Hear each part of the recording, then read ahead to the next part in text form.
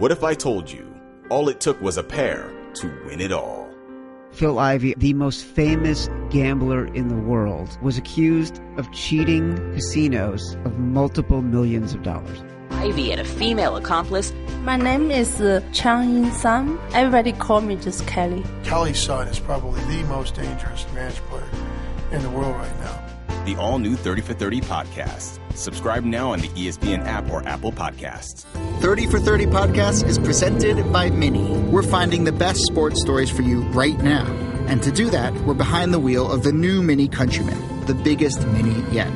Please proceed to the highlighted route. To find great sports stories, you have to get out into the world and follow your instincts. That's where the new Mini Countryman's all-wheel drive comes in handy. With all four, we can chase down a story in the city, the country, and most places in between. No matter what story you're chasing, the new Mini Countryman will help you find it. It's available now, and so are 30 for 30 podcasts. Welcome to the Right Time Podcast. The Right Time with Bomani Jones. Golick Jr., I'm Jason Fitz. It's the Right Time on ESPN Radio and the ESPN app. As always, ESPN Radio presented by Progressive Insurance. Mike Golick Jr., we're going to start with Straight Talk, brought to you by Straight Talk Wireless. Best phones, best networks, no contract. Ezekiel Elliott. His appeal hearing is going to happen today, and there's a lot. There's a little win here for some people and a lot of loss. It really feels to me, the more I look at this thing, like somebody's going to come out of this entire process with a lot of egg on their face. Whether it's the league for essentially throwing down the gauntlet and handling it the way they've handled it, whether it's Jerry Jones for coming in and defending the player, or whether it's the player himself in Ezekiel Elliott. I can't find a winner in this situation. It feels like we're going to see a situation where somebody very powerful and very prominent in the NFL walks away from this entire appeal process not in the best light.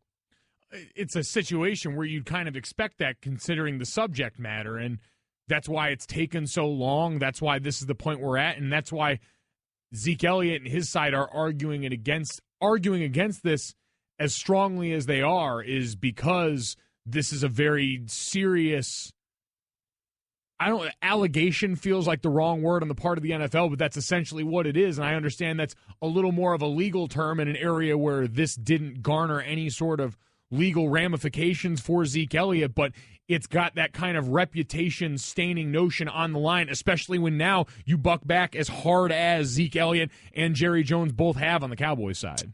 Well, and at some point, what's interesting to me is that we're still just running around in circles, the rest of us. And I understand that there's no obligation here to give us information. Nobody owes us information in this process. They're going through their own due process from the NFL side, from the player side, from the Cowboys side. They're all sort of handling it the way they want to handle it. But we're left to sit here and sort of try and guess at this point, because the league says there's an abundance of evidence, and they've told us what it is, but we don't really know. And then Ezekiel Elliott and Jerry Jones have come out and said, no, there's absolutely no evidence, but they haven't told us what it all means. So we're standing here looking. I feel like I'm scratching my head watching, two people go at it, and I don't, even though I'm in the room, I can't figure out what they're really arguing about, because at the core of it all, we don't have all the information. Nobody has just stepped up and said, here's our case, here's our files, and here's why we've done what we've done. No, and the NFL at least sounds like, from what we've heard, is their evidence is, picture evidence of the injuries to Zeke Elliott's girlfriend, is it Tiffany Thompson, who won't be present for any of the appeals process today, won't be around for a lot of that. We know that came up in the Ray Rice appeals process, back many years ago when that was an issue. But no, with this, we know enough that the NFL has basically built evidence around those photos, around a timeline that they believe that they match up with, and have their beliefs based off that and everything they know, and really, in my mind, are doing the only thing that they could do in light of their past screw-ups with this domestic violence process, which is something you can't ignore in all this. Going back to when they screwed everything up with Josh Brown and the Giants situation, was it a year or two ago now, it said basically after promising 6 games as the minimum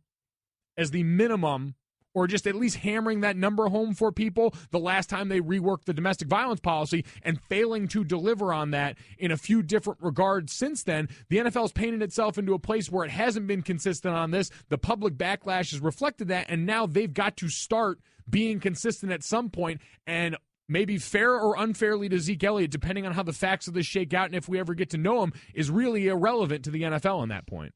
Here's the information you guys need to know. This appeal is going to happen today, but there won't be an immediate ruling. Obviously, it's a 6-game suspension, like Golick Jr. just mentioned. That's the benchmark that's been set in these cases, six games. Harold Henderson is going to be the arbiter that's going to hear the appeal hearing.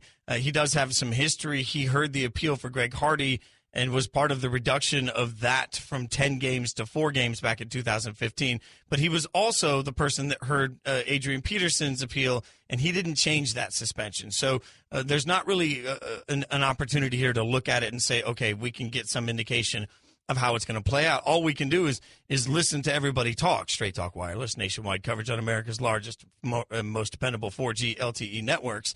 And as they go through and talk about it, we can only figure that at some point we'll get a decision, but we don't know when. We don't know what it'll be. We don't know if it'll affect the Cowboys week 1. We don't know what the next step in the process will be for Jerry Jones. We're just sort of sitting here, and it's like, pass the popcorn. I'm going to sit here, I'm going to eat, and I'm just going to watch and see what happens, because there's nothing else we can do at this point to figure out what's next.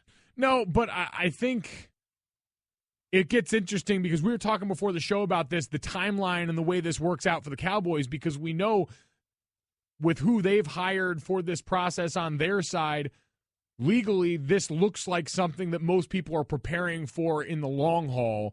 And we remember how a lot of this went with Deflategate, just based on the stays that were put in place and the delays in the appeals process and all the different courts that went through, and how it pushed the suspension time back essentially an entire calendar year for that one. But for the Cowboys in this situation, and in subject matter that is a lot different and that probably benefits from, at this point, a swifter reaction, because the process leading up to this has all been what the NFL can justify as due diligence in an area where they need to show that. You mentioned due diligence, and obviously the league took their time in coming to this decision. Diana Rossini, our very own ESPN NFL reporter, talked on SportsCenter about the league's decision on the violation. This is what she had to say. Its accuser, Tiffany Thompson, will not be here today, nor will any of her notes or transcripts from when she met with NFL investigators. And finally, this can only go 3 ways, guys. The suspension will be upheld, reduced, or dismissed, although it's important to note that there's no mechanism in place where Elliott could face a stiffer punishment. That's Diana Rossini breaking it down. And Golick, I mean, you hear those 3 results. It's just none of it's easy to try and figure out when the best time is for the Cowboys, because that has to be part of their strategy of figuring out what they want to do. They want to defend somebody if they feel that he's innocent, and Jerry Jones has obviously dug his heels in at that. If that's the way they're going to present this, they still have to make a decision of how they're going to fight this and what makes the most sense for the team short-term and long-term, right? Well, unless that response was more reactive than it should have been on the part of the Cowboys, then they've already made that decision, haven't they, that they're willing to go as long as they believe that the argument on their side is still just and valid, and that their belief in Zeke Elliott's innocence is still the case. Because if you were going to think about how this played into the timeline of your season, which is something that would be an uncomfortable thought, again, given the fact that this is domestic violence we're dealing with and not some on-the-field issue like Vontaze Burfict in the hearing that's also being held today. So I think that gets a lot tougher, because if this was one thing about just when it was going to affect you, you wouldn't have so strongly supported guilt or innocence on the part of your player in Zeke Elliott and the suspension that seems to be coming up. Because on the other side with the NFL, their position, and this is very clear, is if it is anything, if it's a reduction or if it's dismissed altogether, that's a catastrophe for the NFL. Is it, though? I mean, it's a catastrophe for the NFL possibly, but if the PR campaign comes back and says, you know what, the NFL took too much time and they were too stringent and they were too tough on what they considered was serious domestic assault, if that's what they come back with, I mean, that's not the worst public perception answer. If you want to come in and say, man, they were just too tough on what they thought was significant, I don't think that's necessary. That's far less of a PR nightmare than the opposite situation where video eventually comes out and we find out that they were far too lenient. Wait, so what are you saying? Because I'm saying if the NFL is forced to reduce this or throw this out through the appeals prospect, that's a nightmare for them. See, I'm saying that if Roger Goodell comes out and says, you know what, this is the investigation we did, here's the information we have, we made the decision that we feel it's worth a 6-game suspension. Now, the arbitrator came in and said no, but we still feel that way. I think that there's still, that's not egg on Roger Goodell's face. That's an arbitrator. In my mind, that was picked by the league, right? Roger Goodell could have been the arbitrator himself. He's got that power, or can pick somebody else in his stead to do this. So this all comes back to them. This responsibility falls back on them. But the interesting part of it to me is that if you come back and say, hey, you guys were too tough on this, and they say, oh, sorry, my bad, we were too tough on domestic assault. Like, that's not a PR nightmare. It is a PR nightmare if they come back and say, oh, my God, you weren't tough enough on domestic assault. Well, and that's my point, is if it gets reduced to 4 games, then they're not going to look at who levied down those 4 games. They're going to look at, yet again, the NFL didn't deliver on that 6 games it told us when it revamped this whole thing. It held up 6 games, and this is where the NFL stepped in on this, is because in the fine print it said, with room for more or less. But they came out and banged on the table and said, 6 games, that's going to be it, with room for more or less. And no one listened to the whisper because you were shouting the rest of it so loud. And so if you're not going to give people 6 games again, you're going to continue to feed into this cycle of the NFL is inconsistent on punishing the harshest version of wrong that we see in these off-the-field issues. I can't help but feel like in a world where the NFL and the NFLPA are finding something new to argue about every single week, though, the opportunity for the NFL to come in and say, we were tough on this, it was the player that came in, and the player and his people that came in and fought that it was too tough on it, they'll find a way to blame somebody else. I just think that it's easier to come in and have it reduced than it is to come in and find out that you just let somebody get away with it. That, on the public outcry, feels like the NFL isn't doing enough. At least that I see where they could save face there. We're going to continue the conversation, obviously, but there's other big NFL news that's happened since the last time Mike Golick Jr. and I got to hang out on radio. Obviously, the Lions gave a mega deal to Matt Stafford. The question is, was that the right thing to do? Are they going to regret doing it? And what's it mean for quarterbacks in the NFL? We'll break all that down next. It's the Right Time with Bomani Jones. He's Mike Golick Jr. I'm Jason Fitz. The Right Time with Bomani Jones. Time, usually with Bomani Jones. But this week, it's the Right Time with Mike Golick Jr. I'm Jason Fitz. Phone number, 888-SAY-ESPN. That's 888-729-3776. All our guests get with us via the Shell Pennzoil Performance Line.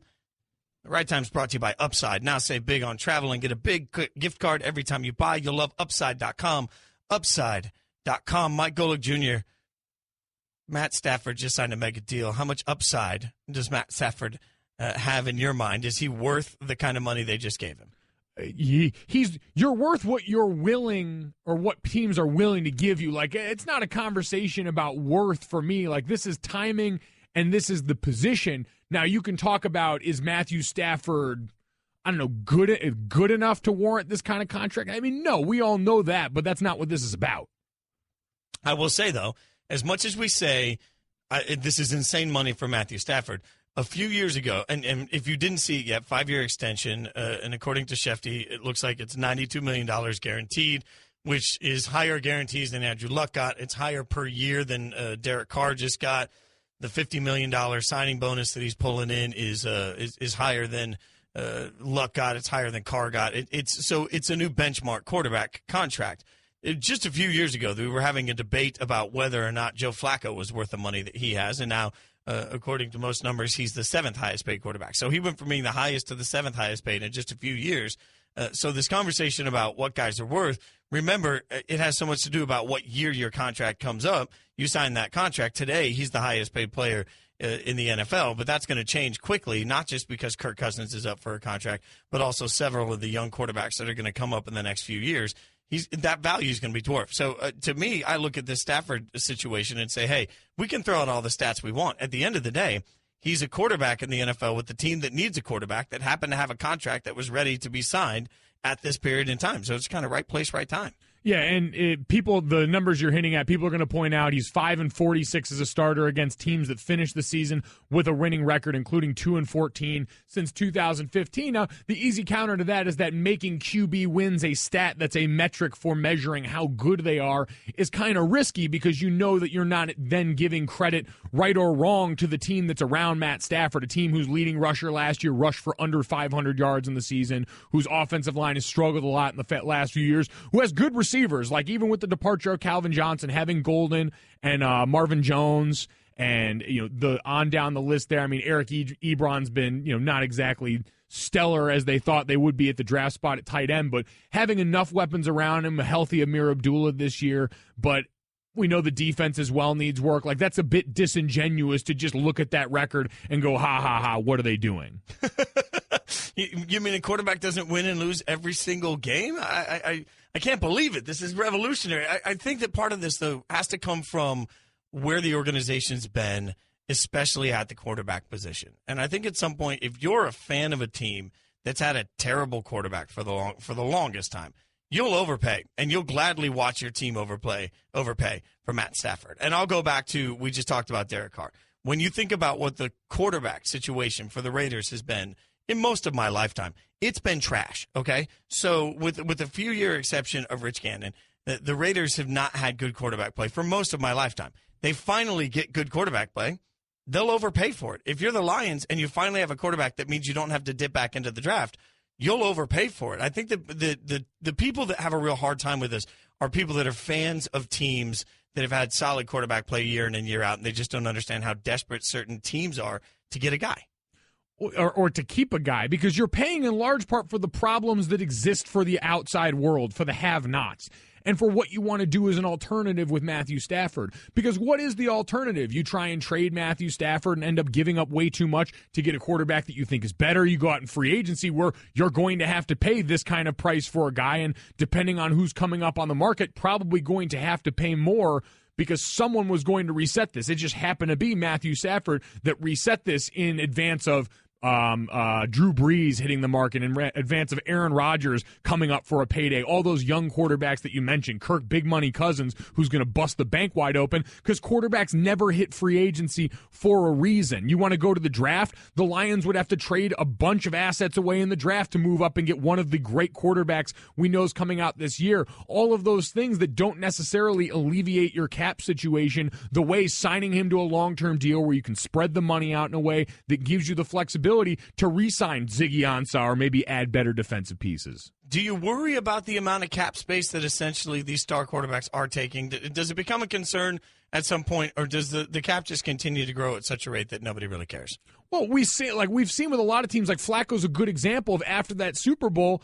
And after a lot of teams, once you have to pay the quarterback, it gets increasingly harder to build a good team. That's why so many are trying to hit on that model that the Seahawks made so sexy. Now, granted, finding a quarterback in the third or fourth round isn't exactly a legitimate model you can always count on, but at least then you know, all right, while I've got this quarterback under rookie contract, knowing what these deals are, we got to get while the getting's good. But once you've got a quarterback that's a known commodity, it's hard to say, all right, we're going to go back out into that world of, yeah, maybe we can go and take the risk and find a guy who's better, but that's a pretty huge risk that doesn't necessarily guarantee you this on the back end. He's Mike Golick Jr. I'm Jason Fitz. You're listening to The Right Time with Bomani Jones. You can get in touch with us, by the way, through the 1-800-Flowers.com Twitter feed. He's at mgolick Jr. 57. I'm at Jason Fitz. And I'll go back to when you just, the quick Google search of the starting quarterbacks over the last 20 or so years. We'll say the last 30 years for the Detroit Lions. You're looking at Rodney Peete, Scott Mitchell, Charlie Batch, Joey Harrington, John Kitna, Dan Orlovsky, Dante Culpepper got in there for a little while. I mean, this is a team that they've got a solution.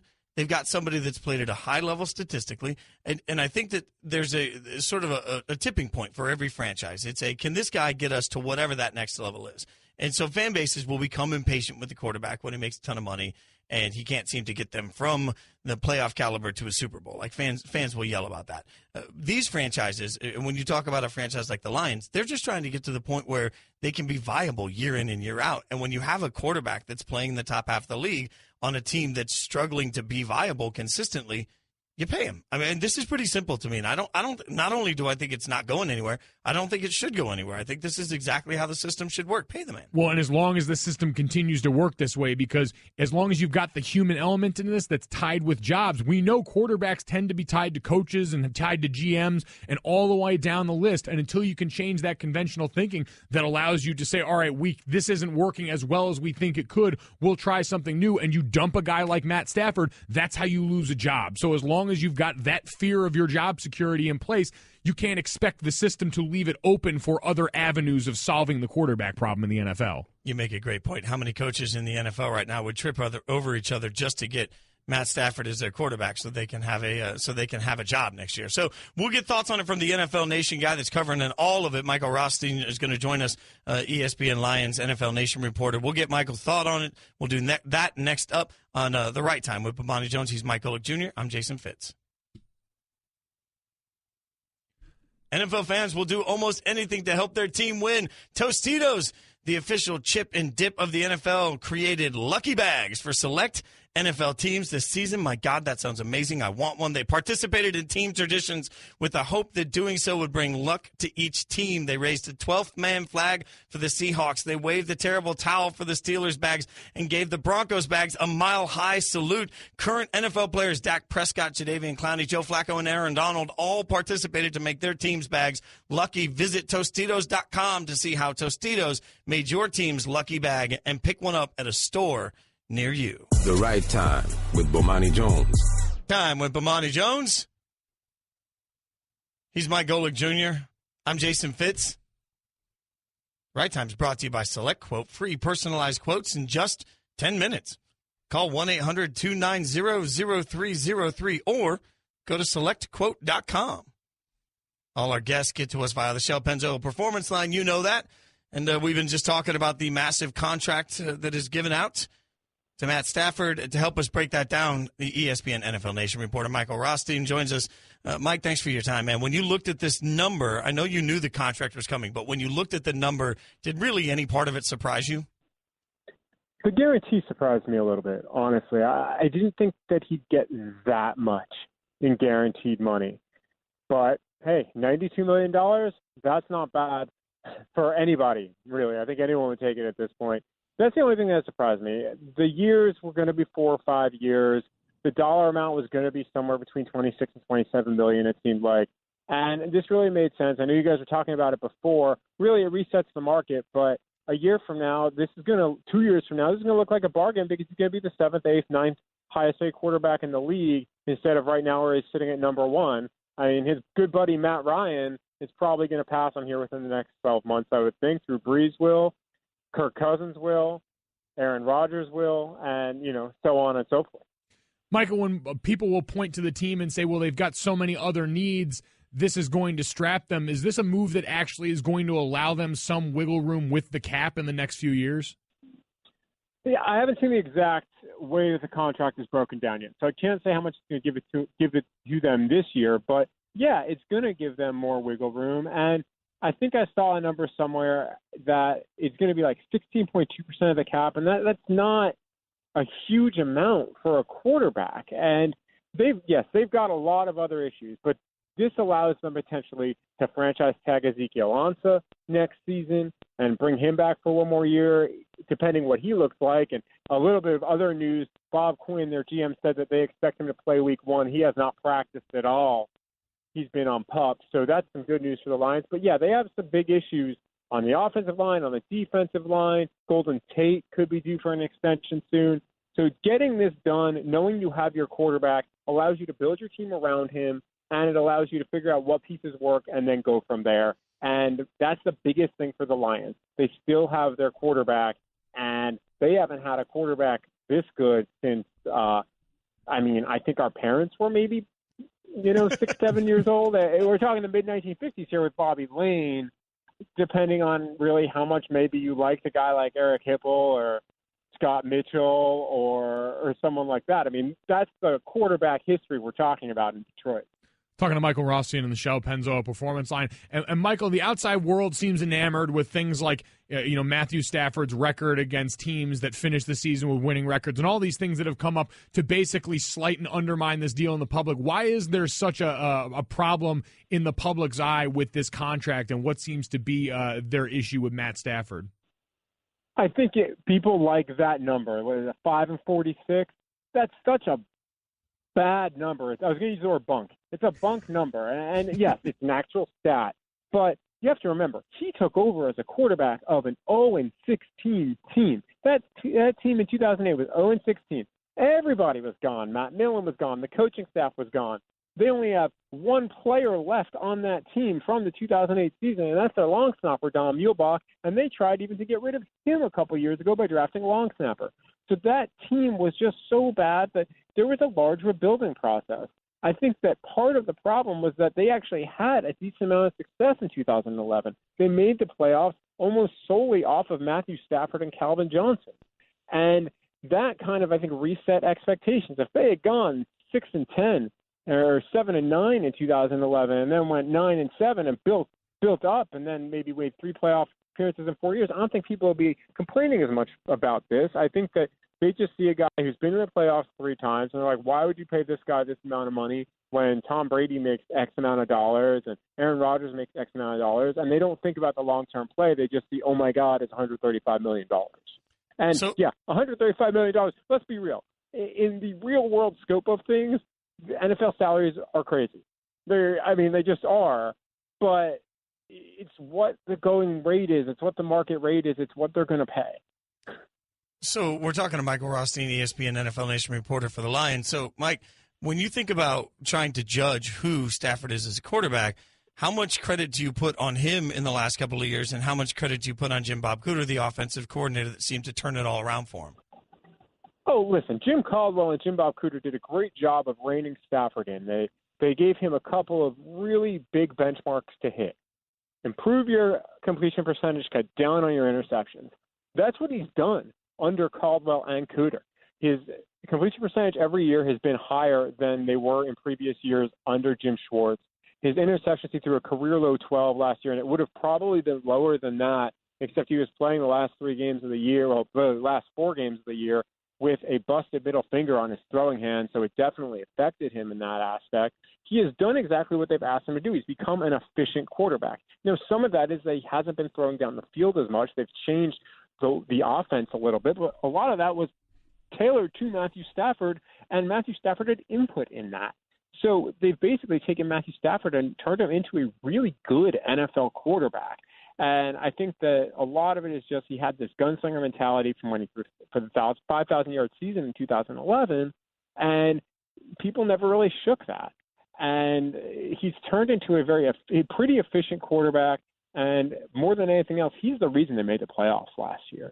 He's the reason that, yes, they started 1-7, but he's a big reason of why they rebounded to 7-9, why Jim Caldwell still has a job, because he was the guy who led all these come-from-behind wins that we saw on television last year, or I saw them in person. You guys saw them on television. And if they don't have Matthew Stafford, they're probably a 5-win team last year. And people just maybe can't – I don't know if they don't realize that or can't realize that, or they just want to put – they don't want to put disproportionate amount of credit on Matthew Stafford, so they're taking some of that away from him. But it was Matthew Stafford and Matt Prater who played major roles last year in the Lions making the playoffs. And I think that, honestly, I think that this is the right contract for him. And I've been somebody, if it's a bad deal, I would have said that from the jump. I think this is a good deal for the Lions and a good deal for Stafford. You can read him on ESPN. Obviously, you can follow him on Twitter at Mike Rothstein. Michael Rothstein, ESPN NFL Nation reporter for the Lions. Thanks for your time, man. We appreciate it. Hey, anytime, guys. Have a good show. So go look after hearing all that. You feel good about the contract? I do. And again, this is an investment in their long-term success here over the next few years. This isn't a one-year thing. This isn't them franchise tagging and then having to figure it out. They've got stability in this area now. And then to his point, they can retool and refigure and worry about finding options and alternatives in other places where they're in much greater need of help. Well, speaking of finding options and alternatives, that's what's being asked of everybody in sports right now with the events in Houston. The Astros and the Rangers, they're playing a home series now at Tropicana Field. But the Rangers are catching a lot of grief for it. We'll tell you why, and we'll tell you what happened next up. It's the right time with Bomani Jones. He's Mike Golick Jr. I'm Jason Fitz. The right time with Bomani Jones. It's the right time with Bomani Jones. He's Mike Golick Jr. I'm Jason Fitz. You can get to us. 888-SAY-ESPN. That's 888-729-3776. You know ESPN Radio is always presented by Progressive Insurance. Mike Golick Jr. First, before we even get into this conversation, let's make sure that we stress what's important in the world today. Anytime having a conversation about Houston, there are things far more important than anything going on in the sports world or the sports community for that city, for the teams in that city. The most important thing is safety. Obviously, the amount of water, the amount of flooding that they're dealing with at this point is catastrophic, and it's the sort of thing. For me, living in Nashville dealt with a similar situation almost a decade ago, and it has forever changed the city. So I want to make sure before we say anything about sports that we take a second and acknowledge the important thing is that everybody be safe, get safe, have the opportunity to start whatever the recovery and rebuild process is going to be for Houston. And I think it's very easy to accept, and everyone has across the board. We've even heard, as we'll get to the Astros and the Rangers talking about this, most of the players and the managers involved in this have echoed that thought that these guys are all worried about their family and friends that are back in Houston right now. As is pointed out, many of the players and coaches for the Rangers have family and friends that are in that area as well, and everyone is just worried about making sure that their people are okay, and all of this baseball stuff will take a backseat to every sports element to this conversation will take a rightful backseat to this. I also, one thing that will always stick in my mind about the flood for Nashville is that I was touring a ton at that time. So I got home the day that the flood really hit, and our house suffered a lot of damage. But then I had to go back out on the road. Like there was no option. So I was back out touring, and it's amazing how you're out on the road and you're trying to figure out how to call all the insurance people and the electricians and all the people that have to be called, but then also trying to figure out how to balance real life. What was damaged? What have you lost? Like this is going to be a very difficult time for the athletes that live in these cities or have families in these cities to even figure out how to focus on their jobs, because real life becomes very heavy. Now, that being said, the Astros and the Rangers are going to play their next series at Tampa Bay's Tropicana Field after the flooding hit. They moved it. The series starts Tuesday. And what at first sounded like, okay, this makes a lot of sense.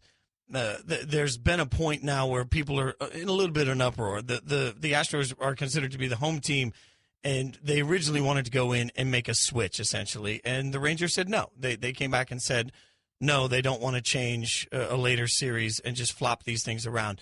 It feels like Neighbors not playing nice in the sandbox. What did you think when you first heard it? Yeah, I don't think it's quite that simple. And, the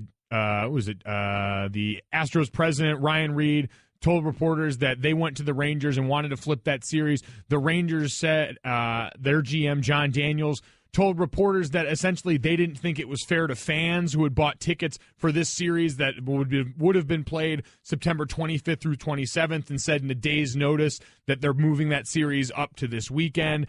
And the Rangers would be on the road for 4 of the last 5 series to finish the season.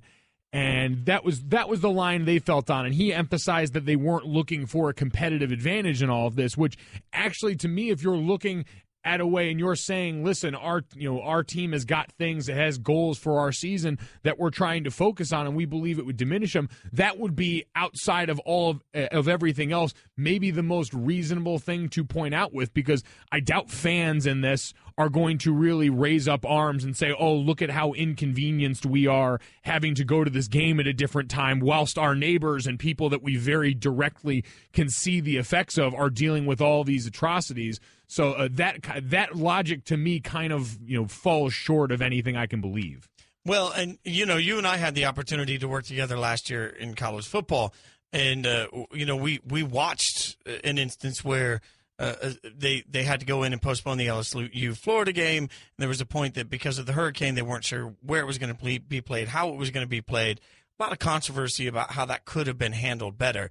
But ultimately, I think part of what I learned in that process is that no matter how much we think we've got it all sorted out, not just us, I mean we as in everyone, as much as you think, okay, I've got it sorted out and there's some pieces here that make sense, when you actually get into the real life process of trying to figure out what's best for everybody, how everybody can get what they want and what they need and still be protected is very complicated. I mean, how many of us were flipping out one way or the other about LSU Florida being postponed and whether or not, and they're conspiracy theorists about who was somebody trying to get a creative an edge in this process.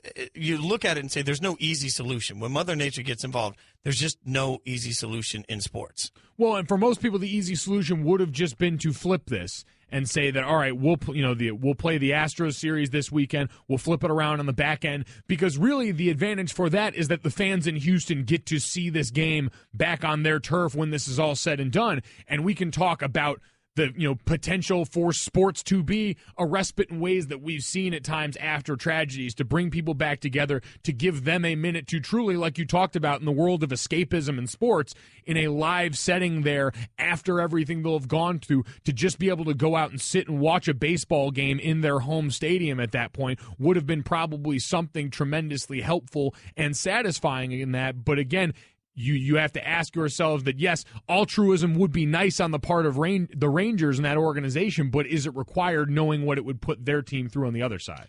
And that's an interesting question, because you're right. I mean, the escapism guy in me loves the concept of being able just to go watch a baseball game and get away. But you're also asking somebody in that process to make a sacrifice, and we just presume that's what's going to be done. I think that's an unfair presumption to make. There are more layers to the business side of sports than we ever want to acknowledge. I mean, that's been part of the theme even in talking about Stafford and talking about Ezekiel Elliott. Like there's a business side to sports that we have to keep in the back of our minds at some point. It means something even in these situations. So it's not an easy situation. Coming up next, Paul Feinbaum on Mike and Mike this morning said FSU Bama, not as big a game as some might think. We'll tell you what he meant. Bomani Jones, Right Time. Thanks for listening to the Right Time Podcast. Please come back tomorrow for more. And don't forget to listen to the Right Time with Bomani Jones from 4 p.m. to 7 Eastern on ESPN Radio and the ESPN app. Okay, keep your eyes closed. Okay. I want to show you my first ever painting. All right. Okay. Open your eyes. Oh, that's a lot of colors. Mm-hmm. And shapes. So be honest. What do you think? Well, I like how if you switch to Geico, you could save hundreds of dollars on car insurance. Oh, yeah, that's true. Yeah. Here, why don't I hold your paintbrush while you call them? Geico, because saving 15% or more on car insurance is always a great answer. What if I told you all it took was a pair to win it all? Phil Ivey, the most famous gambler in the world, was accused of cheating casinos of multiple millions of dollars. Ivy and a female accomplice. My name is Chang Sam. Everybody call me just Kelly. Kelly's son is probably the most dangerous match player in the world right now. The all-new 30 for 30 podcast. Subscribe now on the ESPN app or Apple Podcasts. 30 for 30 podcast is presented by Mini. We're finding the best sports stories for you right now. And to do that, we're behind the wheel of the new Mini Countryman, the biggest Mini yet. Please proceed to the highlighted route. To find great sports stories, you have to get out into the world and follow your instincts. That's where the new Mini Countryman's all-wheel drive comes in handy. With all four, we can chase down a story in the city, the country, and most places in between. No matter what story you're chasing, the new Mini Countryman will help you find it. It's available now, and so are 30 for 30 podcasts. Welcome to the Right Time Podcast. The Right Time with Bomani Jones. He's Mike Golick Jr. I'm Jason Fitz. The Right Time, ESPN Radio, presented by Progressive Insurance. You can hang out with us. 888-SAY-ESPN. That's 888-729-3776. And you can also get in touch with us through the 1-800-Flowers.com Twitter feed. At M. Golick Jr. 57. That's the one. At Jason Fitz. Much easier. And so, Mike Golick Jr. and I got to work together for the first time a year ago. Today was our first show we ever did together. It was a little college football show on ESPNU. And so it's fitting that a year later we get to come back together and talk about a little college football, because this is a huge opening weekend. And it's huge because one has never taken on three. This is the biggest matchup we've ever had. Number 1, Alabama, taking on number 3, Florida State, would be, by AP ranking, the biggest matchup we've ever had to open a college football season. So we start to look at it, and I have to ask you, first and foremost, Mike, when you think about it, are you, for me, I'm so excited for college football season. I feel like they could have put any game on, and I'd watch it.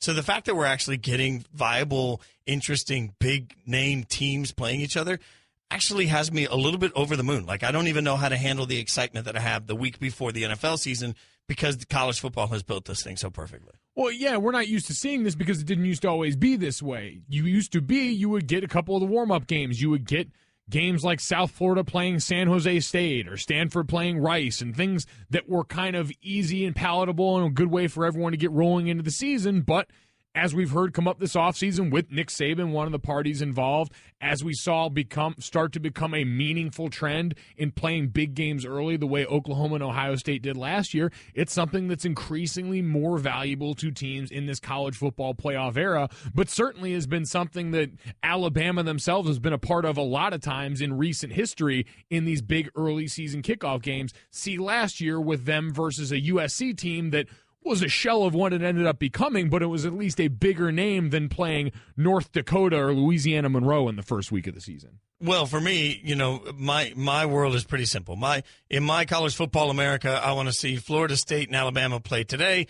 This weekend, I want to see Florida State and Alabama then play for the national championship at the end of the year because I think it's fantastic to just have the whole bookended story and have it all work together. But Paul Feinbaum came on. He was on the Paul Feinbaum show. Actually, he was on Mike and Mike, and he talked about the fact that Florida State and Bama really isn't as big a game as we think. This is what Feinbaum had to say. I don't see this game having the kind of consequences that other major games have had because we're used to these games in the middle of the season, at the end of the season. This game, if Alabama loses, we'll make an argument that they can still get back in it, and the same for FSU. I mean, who would have a better loss all year long, assuming Alabama does what we think they will do? So I'm not taking anything away from the game. Certainly the hype has been endless, but I think there will be more important games later in the year. We just haven't had one like this.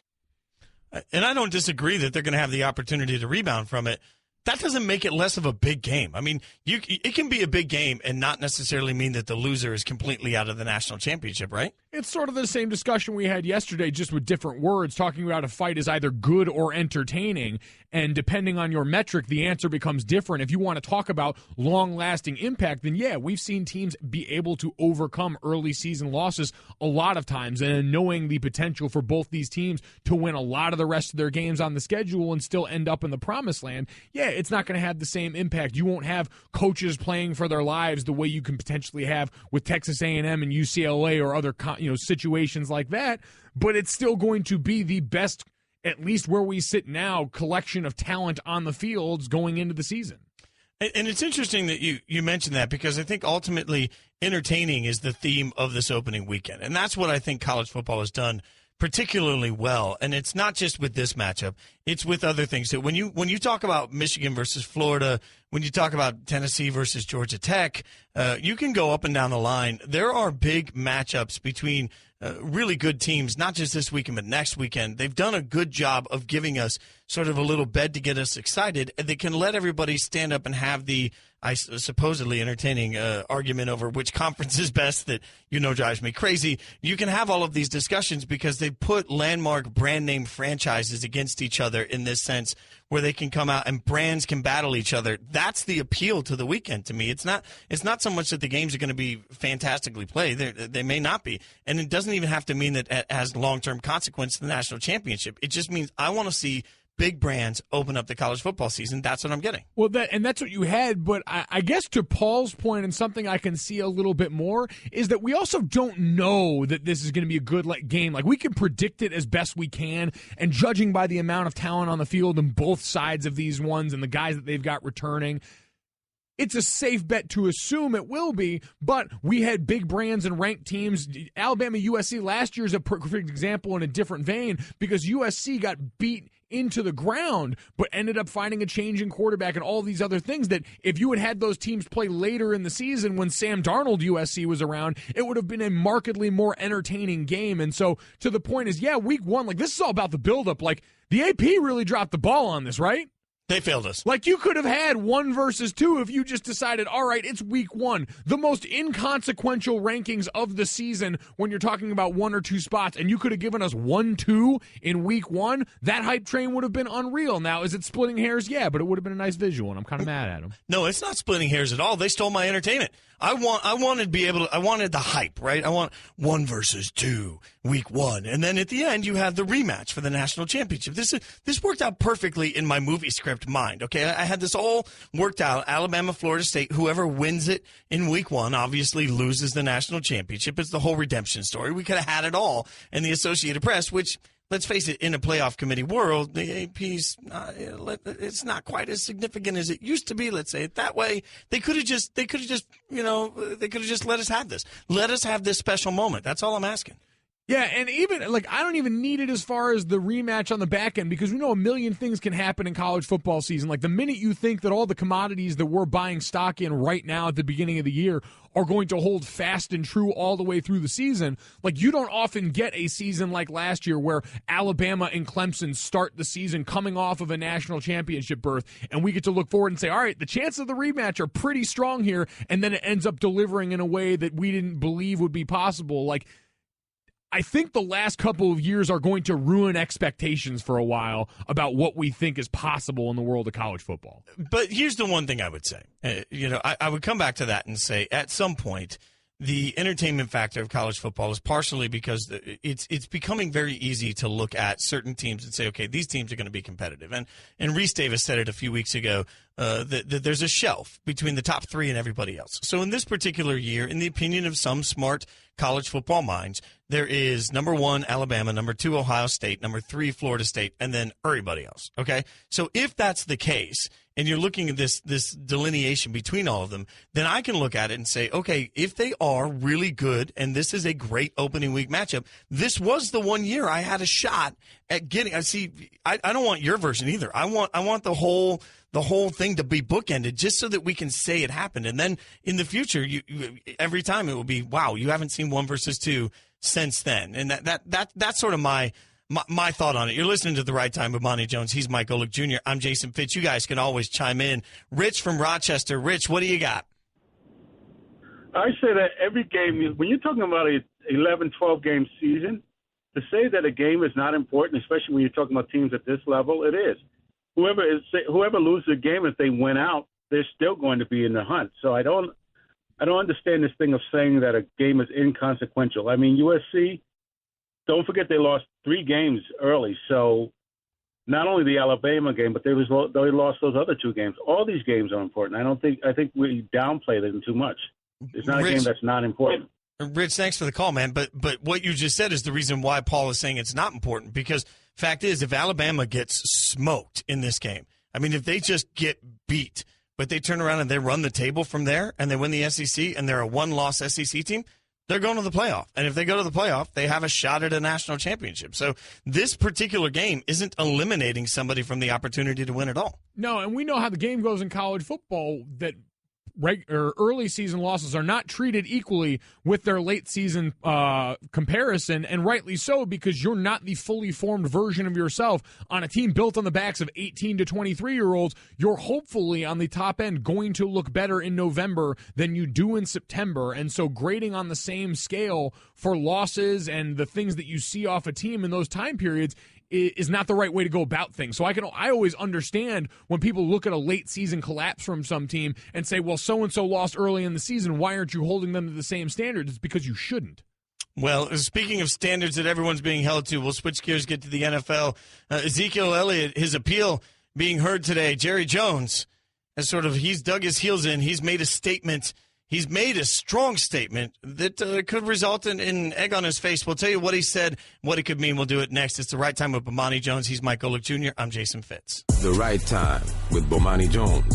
Right Time with Bomani Jones. He's Mike Golick Jr. I'm Jason Fitz.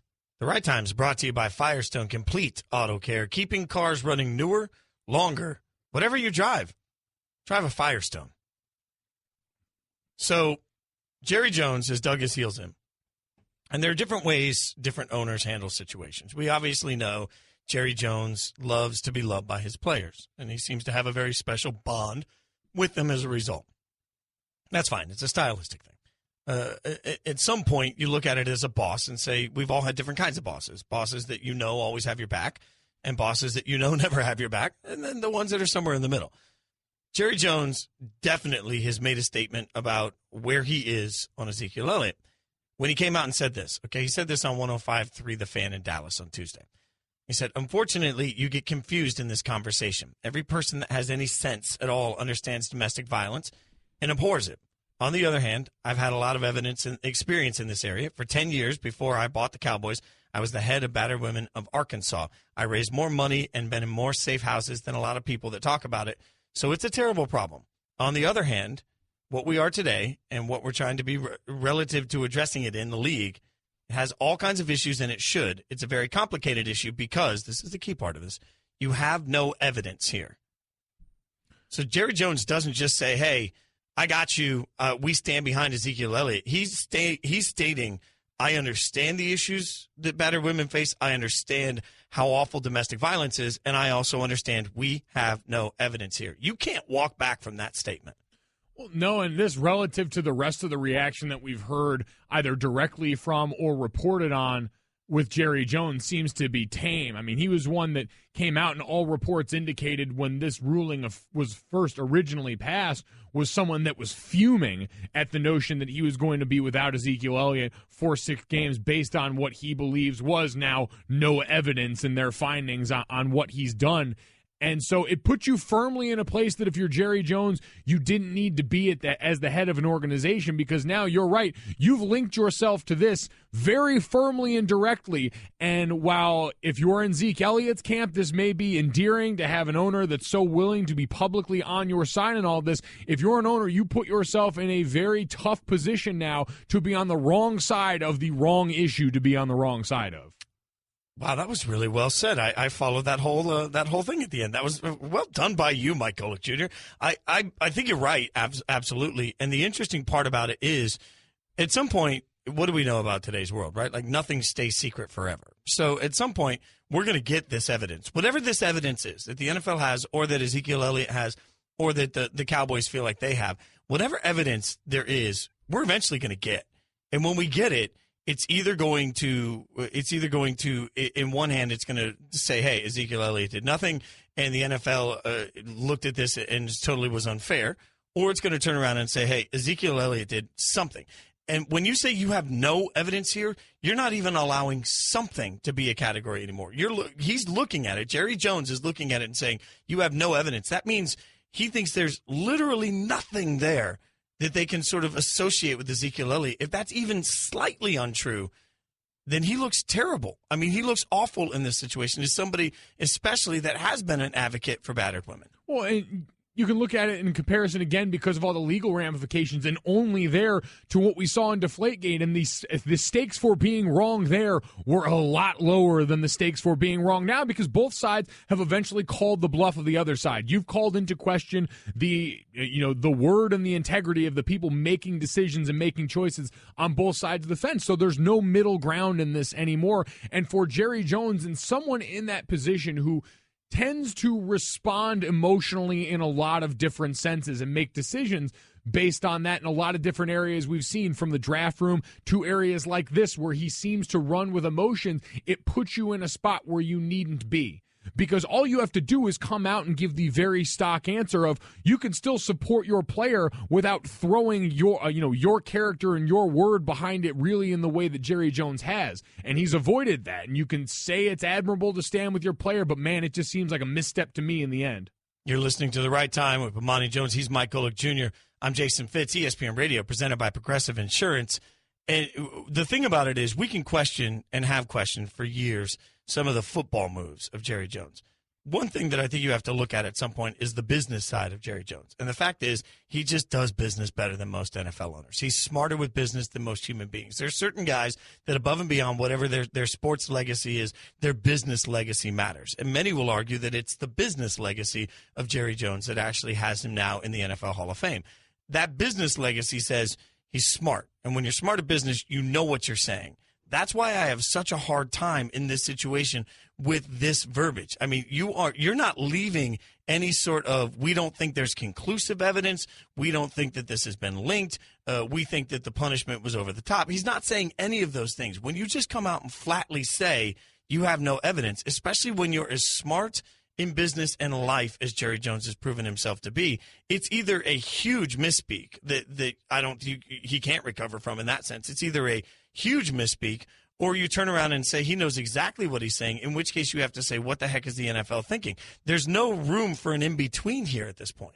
No, there's not. But to the point you made, you can be smart in business. You can have a lot of those elements on your resume, but that doesn't automatically make you qualified to speak in this realm, specifically on these matters. Like, I get he's got a history of helping and giving to this cause, but I'd say it's a little more different than dealing with the nuances of a legal system that's flawed in a lot of senses on its own. The right thing he says in here is that this has all kind of issues as it relates to how the league deals with it. And that's a larger point that we've talked about, is the league acting as an extrajudiciary force in a lot of this, has its own complicated legs that have come up now. And that's the double-edged side of the sword that comes with the NFL getting all the power that it has, that comes with Roger Goodell getting the ability to punish in this regard without necessarily having proof and backing from the law. And on the other side saying, well, the law doesn't always get this angle right either, doesn't always get issues of domestic violence right. And whose responsibility is it? Is the responsibility of a very public and very prominent league to come out and make a stand on that the way it seems like sometimes we demand of it. And while I agree that just because you're good in business, it doesn't mean that you necessarily understand this issue and the complications of this issue. You don't get to Jerry Jones' status without understanding the importance of using the appropriate words when making the appropriate statements. And that's the part of it. You don't think it can make you bulletproof, though, on the other side of this, that you've gotten to this point and you believe that you've done it on the backs of your own doing and you being right about everything, and it makes you believe that you can be wrong about nothing? And that, a God complex is a possibility, yes. But when you come out and you make sort of the statement that you have no evidence, you are making the statement, you're making a bold statement that you understand. Even if you don't understand the law, you understand the power of the words that you're using in that situation. That's what bothers me about it. Like, he has to understand the power of the words he's using in his negotiation, which is essentially what he's doing in this statement in general. He also has to understand that whatever the league does, it does partially because he helped vote for it. So whatever the league turns around and does, whatever Roger Goodell's actions are, he's part of the committee that not is extending his contract. He's part of the committee that approves of Roger Goodell's actions. I mean, he's a part of the NFL that has created this very system. So the usage of there's no evidence here, even if he doesn't understand the evidence, that's the part that I can't wrap my head around. Shireen Williams from Pro Football Talk, one of the biggest Cowboys experts I know. Shireen's going to join us up next. We'll get her thoughts on Jerry Jones' comments and her thoughts on this process where it lies right now. We'll do that next up. It's The Right Time with Bomani Jones. He's Mike Golick Jr. I'm Jason Fitz. Like I've been telling you for a while, 24 hours at least. If you travel for business, stop wasting time pricing your flights at hotels at the same old sites you used to go to. Use only the one site you need, Upside.com. It's quick and easy for Upside to show you the exact flights you're looking for and the big name hotels you want to stay at. You can buy them separately or bundle them together. The more you bundle, the more you save, the bigger the gift card you receive to places like Amazon.com. Every time you buy a business travel package using Upside, their concierge level of service, second to none. You get the VIP treatment while still paying low prices. And their expert navigators are always available 24/7 through phone, chat, social, and email to help anytime. Upside's the real deal for buying your business trips. You got to give them a try. And right now, when you use promo code Bomani, you're guaranteed to get at least a $100 Amazon.com gift card on your package purchase. That's code is Bomani to get a $100 gift card free. Upside.com, the better way to buy business travel. Minimum purchase required. See site for complete details. The Right Time with Bomani Jones. It's the right time with Bomani Jones. He's Mike Golick Jr. I'm Jason Fitz. You guys can chime in. 888-SAY-ESPN. That's 888-729-3776. ESPN Radio, presented by Progressive Insurance. We'll compare rates for you so you get the best deal even if it's not with us, saving you time and money. Now that's Progressive. Call or click today. So to get the most progressive coverage possible, joining us on the Shell Pennzoil Performance Line from Pro Football Talk, one of my favorites and one of the best Cowboys minds I know, Shireen Williams. Shireen, thanks for taking some time to hang out with us. Jerry Jones came in and said there's absolutely no evidence at this point. How much is he putting himself on the line by saying that and backing Ezekiel Elliott as strong as he is?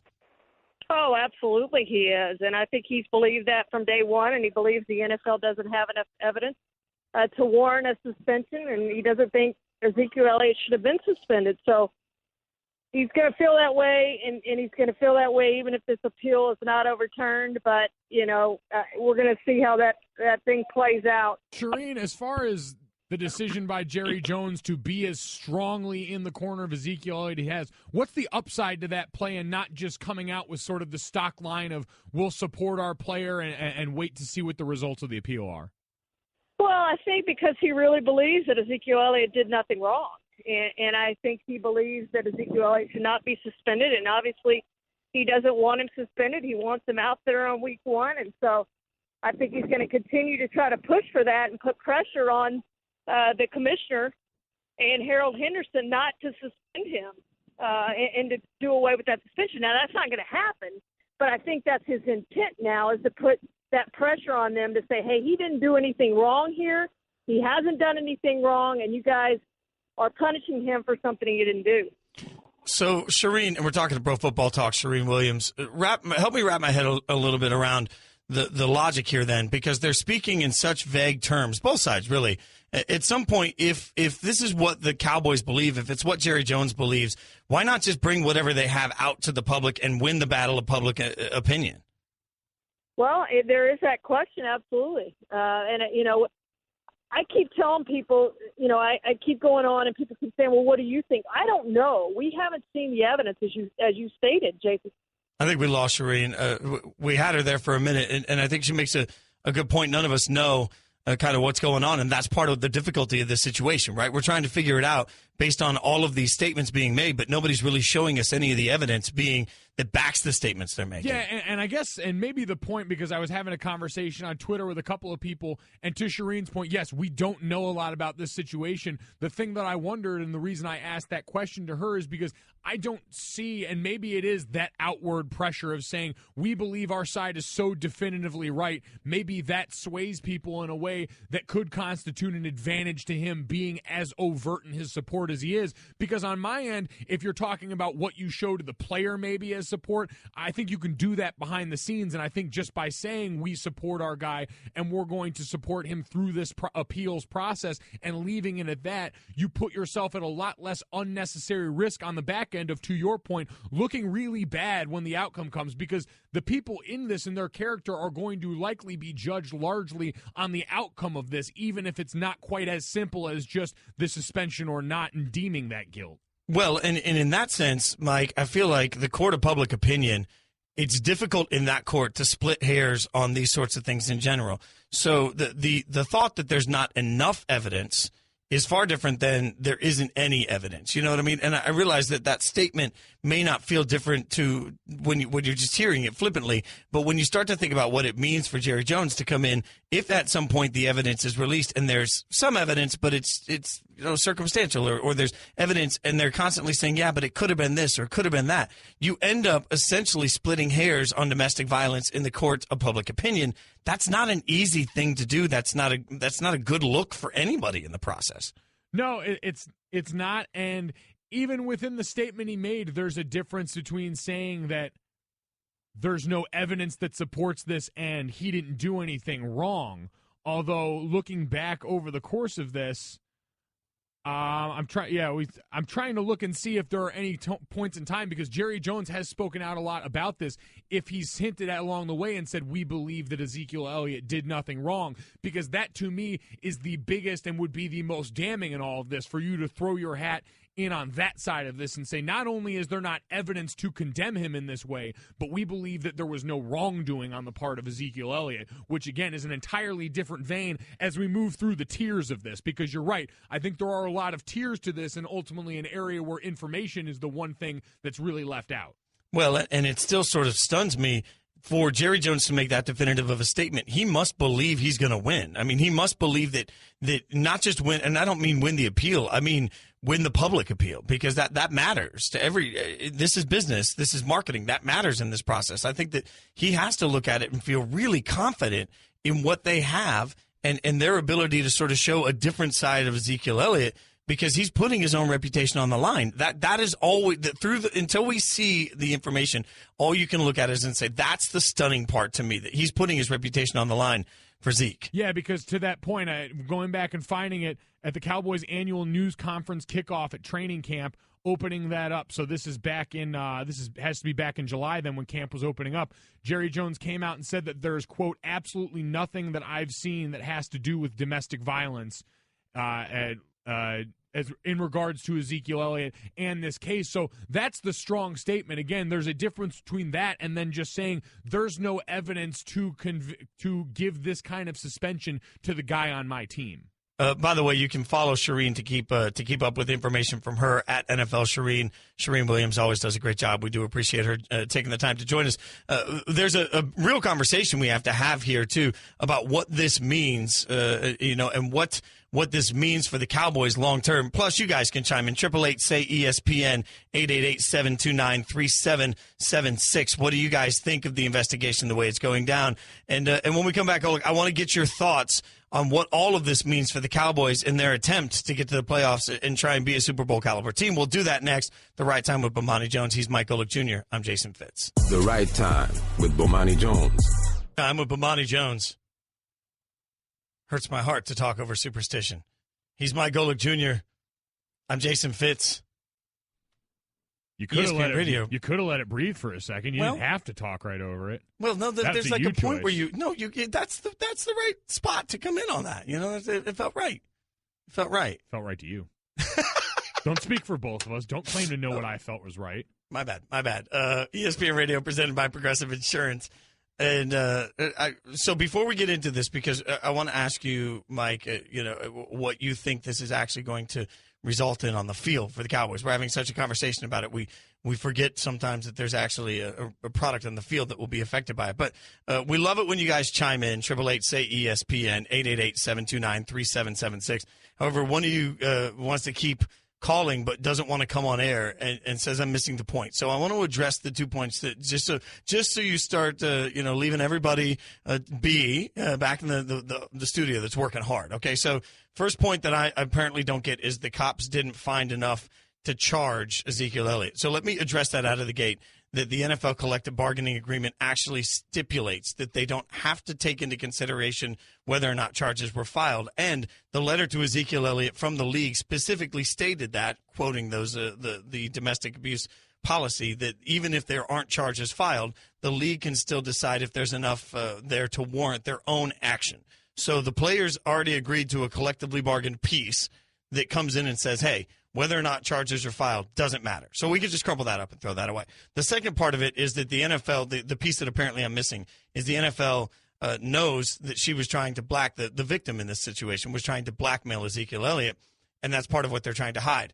Also not true, because the NFL specifically acknowledges in their findings that they're aware of that, and they essentially say they don't care. The other part of it is they don't have to care. They can do whatever they want, completely autonomous of the legal system. So they found enough evidence in their own world with their own investigators from their own interviews to make these claims, and that's where the suspension comes from. And whether you think it's right or wrong based on the judicial system doesn't matter, because it doesn't play into this at all.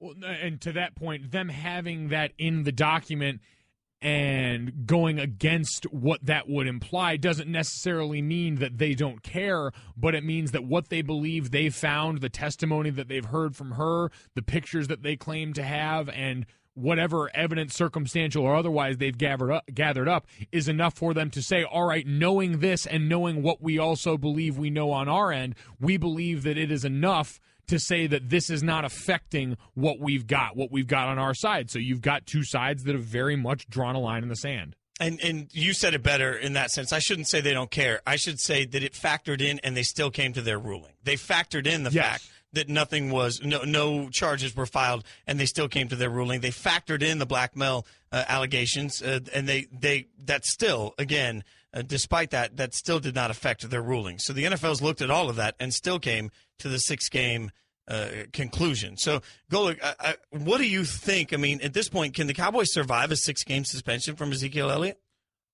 I think from a team standpoint, I think so, just because, and a lot of that's going to hinge on what you believe year 2 Dak Prescott looks like. That's really what most of this comes down to, because he's going to be asked to carry a larger burden on this team than he would have been asked to otherwise. We know Darren McFadden's going to be the guy filling in large portion for a while now, and the Cowboys team of a few years ago, I know it gets said often on this show, but he's finally putting it together and becoming the running back that everyone believed he could be. And I don't expect as much of that, but I think it's an interesting collection of circumstance, because the Cowboys' offensive line, while they're great, and they have those 3 great pillars in Frederick, Zach Martin, and Tyron Smith to build around, lost Doug Free and lost Ronald Leary in this offseason, one to retirement and one to free agency. And it's going to be a new-look group, and continuity and that sort of connectedness on the offensive line are thing that matters.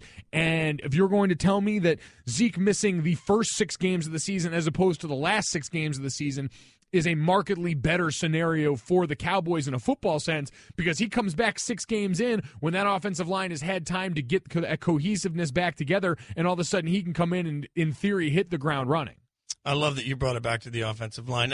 We want to get everybody updated. The appeals hearing for Cowboys running back Ezekiel Elliott will continue for a second day on Wednesday. The story was first reported by the NFL Network and confirmed by ESPN. So remember, of course, that we are not expecting an immediate ruling. We're just letting you know that at this point, the hearing will continue for a second day. When you talk about those first 6 opponents, you are talking about the Texans, Giants, Broncos.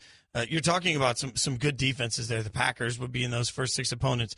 You are talking about, obviously, a difficult situation to ask. And you mentioned earlier, I think, the key piece in this, which is the development of Dak.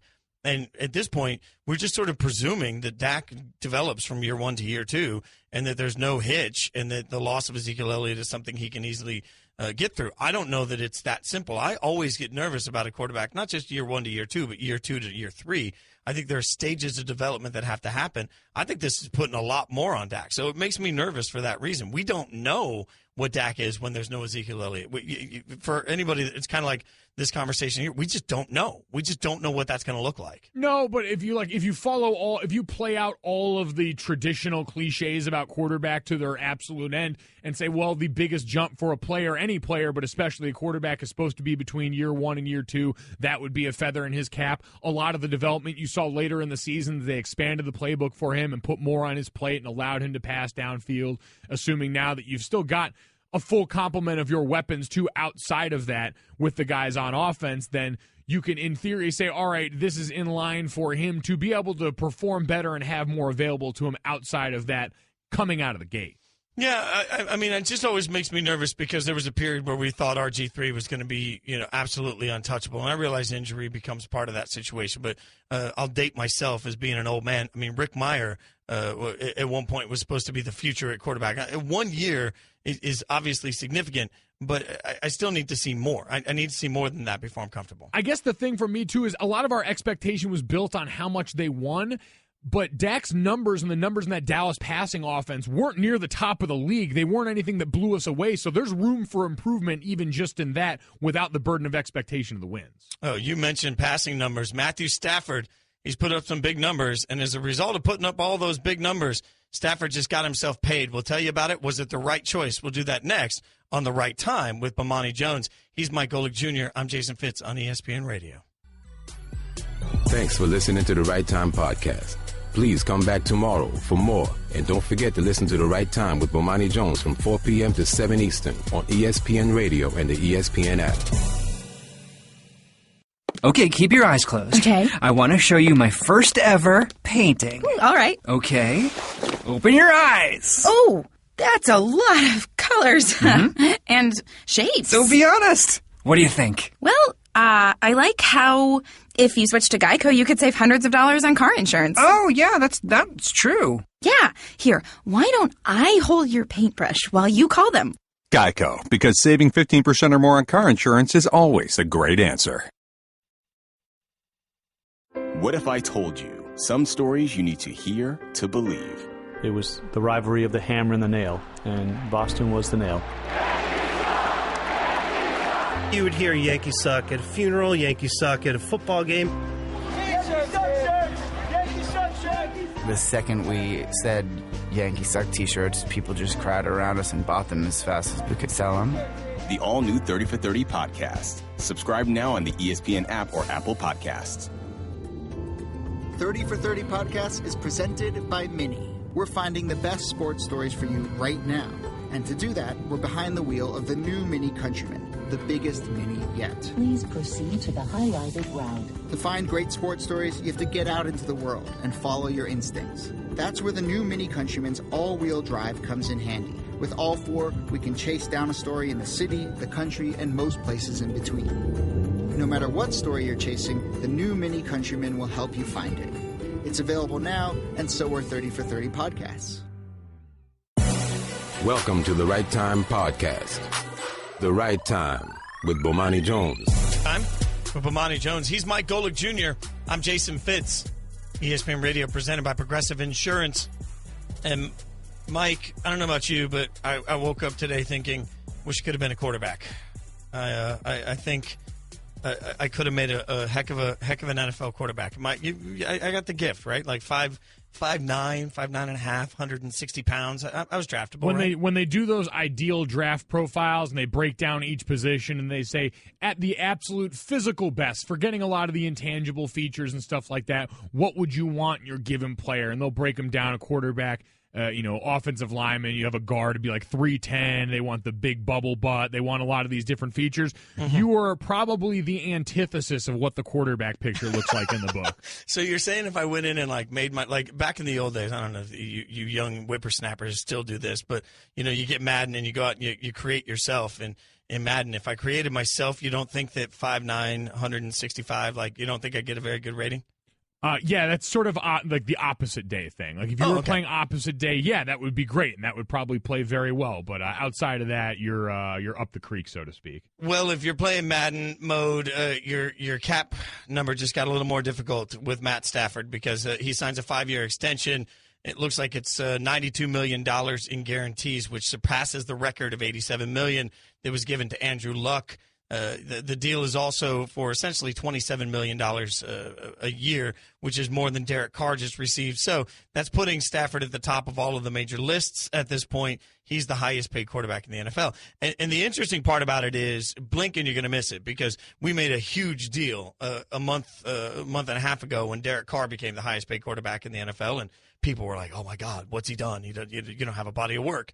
And now you're going to have the highest paid quarterback in the NFL be Matt Stafford. And where you say, what's he done? Because we do have a body of work. But then you're going to blink, and that's going to be surpassed again because Kirk Cousins is right there. And Kirk Cousins is going to take a bunch of money. But there's also other huge names, Matt Ryan, Aaron Rodgers. There are guys coming up that are going to surpass this deal quickly. The economic profile of quarterbacking in the NFL has just flat out changed. Yeah, but this contract is a little different. So Derek Carr, the most recent example, you're right, was a 5-year, $125 million contract, including $87 million guaranteed. This bumps past that by another $5 million and resets that market in a big, big way based on that number. So that's the thing to keep watching in all this, is as those guarantees creep up, and especially towards a new CBA and all these things people want to talk about for those other guys, because the high-end players, for most part, when you talk to other guys around the league, they're rooting for those guaranteed numbers to keep creeping up, because as those top-end guys inch closer and closer to fully guaranteed money, it only benefits everyone else in the trickle-down.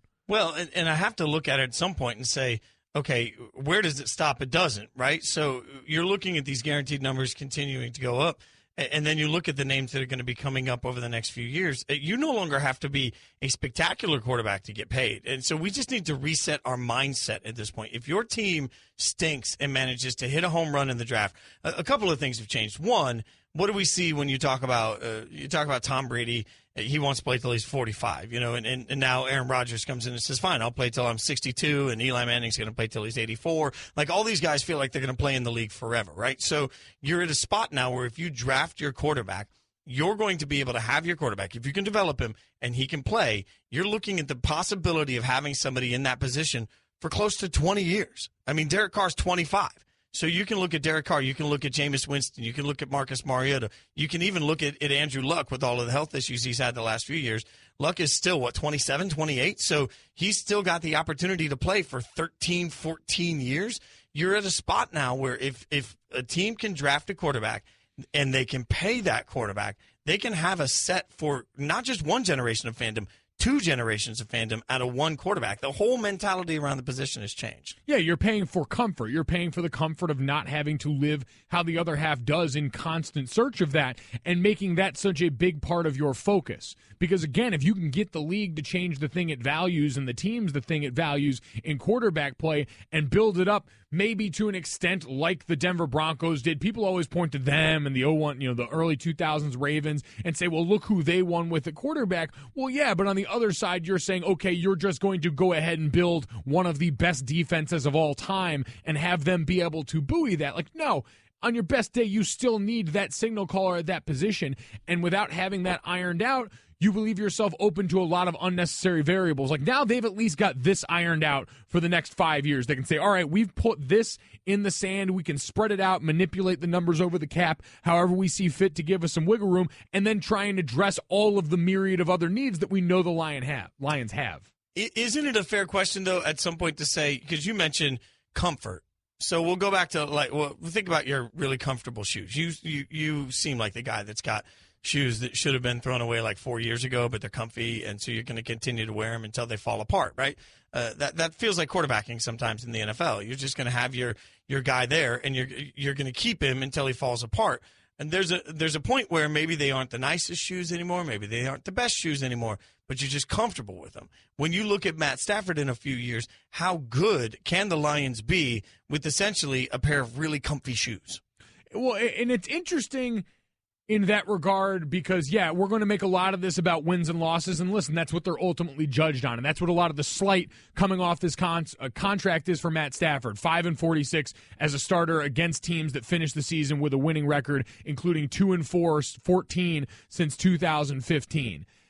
And they're going to look at that and say, okay, yeah, that's absolutely the case. We're going to discredit him for all of those. But then when you bring up seasons like last year where he leads the charge on a lot of those comeback wins, they're going to say, well, you were bad the first 3 quarters, so why are we going to give you credit for it at the end? It's cherry picking where you give credit and where you put it in situations where all of it absolutely doesn't fall one way or the other on the quarterback unless it fits what you want to say. But at some point, you're sort of darned if you do and darned if you don't, because I can't figure out what the right approach is for a team like the Lions. Let's just face it, they're usually not good. So now they have a quarterback, but even with the quarterback that they've had, they still haven't been great. So trying to figure out where the ceiling is, I think everybody wants to figure out, okay, how good can this team be? And I'm not sure the objective in the NFL anymore is to be great. I think the objective in the NFL more often than not is just to not be bad. If you can tread water and be good and just find your way into the playoffs, you got a chance. So you'll take a chance on a quarterback, or you'll pay a quarterback knowing that he's keeping you in the 9-7 range, just so that you don't have to roll the dice again and possibly be looking at 2-14 or 6-10 or 4-12 like the Lions were not too long ago. Yeah, it's kind of a strange thing because that's part of the human element of all this, right? Is that there are people whose jobs and businesses are tied to the performance of this team. And if all of a sudden you slip down into the depths of sadness like the Jets and the Browns have inhabited for so long, it in theory starts to affect your business model in a way that's not nearly as much of a problem if you are a team that's at least in it every year. In a league where the margins are so razor thin between good and bad. Now, you can talk about outliers like the Patriots on the super far end of this and saying, well, they've clearly differentiated themselves in a way that stands out this offseason. But for everyone else, when the margins are so razor thin, it's about what's available to you and what you've planned for.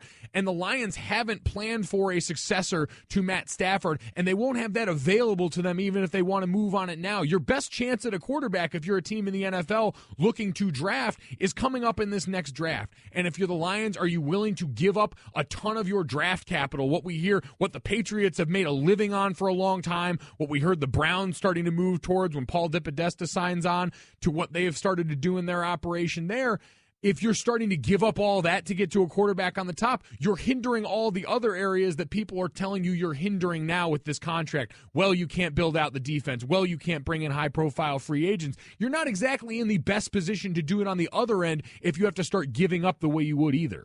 Well, Matt Stafford's in the best position to get a bunch of flowers. I mean, just take flowers to everybody. Nothing makes a summer birthday, anniversary, or a massive contract more magical than 1-800-Flowers.com. And even with all that money, he can still save money. Right now, when you order a dozen multicolored roses for only $29.99, you'll get another dozen absolutely free. Go to 1-800-Flowers.com/ESPN. Gojo, if I got a $92 million contract, I would get you a dozen roses, too. I would do that for you. I hope it'd be a lot better than a dozen roses. No.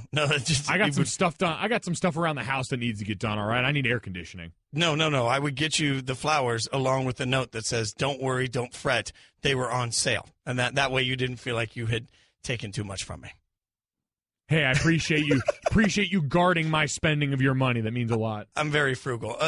Matt Stafford's not the only guy that's no longer going to have to be frugal, because as much as he's reset the floor for quarterback values, it's Kirk Cousins that's about to just blow it out of the water. What does this Stafford deal mean for Kirk, and how did the Redskins get themselves in that position? We'll look at that next. It's The Right Time with Bomani Jones. He's Mike Golick Jr. I'm Jason Fitz. The Right Time with Bomani Jones. The Old Soul Song of the Day, always fantastic.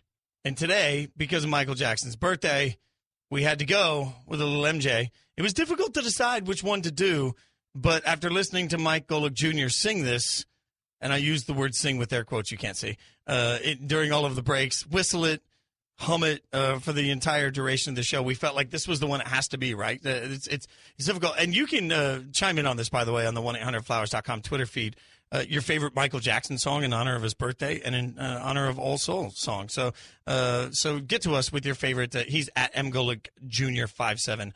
I'm at Jason Fitz. The Right Time brought to you by Pennzoil Synthetics, taking synthetic motor oil to a whole new level. Make the switch to Pennzoil Synthetics today.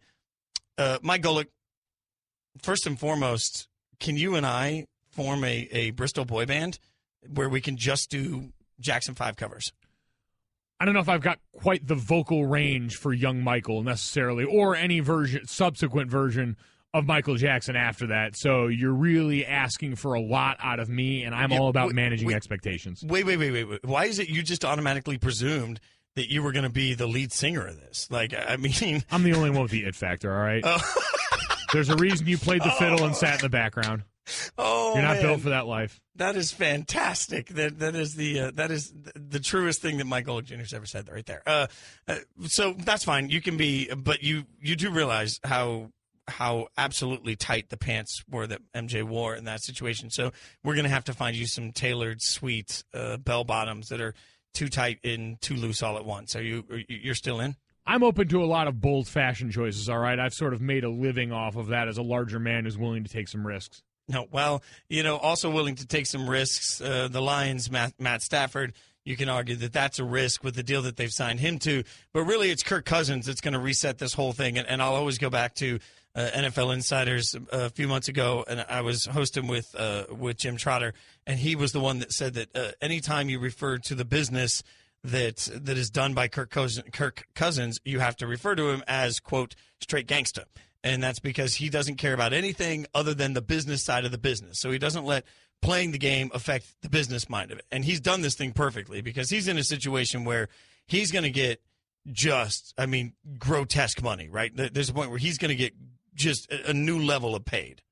Yeah, it is, and it all goes back to Washington making this mistake early on back in, 2015, when they were offering him $7 million less than what the franchise tag would have been. And now even coming up to what we saw this last offseason, they were trying to reach that long-term deal with him, they kept offering him an amount that he would have just made by taking the tag and continuing to bet on himself. And so it gets us to a weird place. Like, the reason guys like Matt Stafford get signed before their contract is ever up is so you can avoid situations like this where you actually have to face the prospect of paying a quarterback his true open market value. And this is for a guy that's in the middle of the pack of quarterbacks. So this is why we never see it, God forbid, with anyone even close to the top end. Guys like Rodgers, who are still, when their next deal comes up because of all of this, probably going to be paid around $30 million a year. And don't you have to look at it at some point and say, if we're going to credit Kirk Cousins for his business, we almost have to discredit the Redskins for the way they've handled this at some point. They haven't drafted